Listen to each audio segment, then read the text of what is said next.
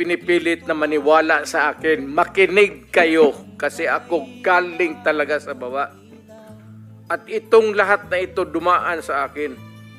Koy, lahat yan. Gamboa. Bato. Makinig kayo kasi makinabang ang bayan natin. Hindi ang yabang ko dito, ang bayan ang makinabang natin. Hindi ako nagyayabang. Galit talaga ako sa droga. Kasi sinisira nila ang bayan ko. Ang mahirap dyan, ang mga anak. Yun ang sinasabi ko, lalo na yung mga nanay na nagtrabaho doon sa Middle East, na ni-rape, inaabuso ng putang nila.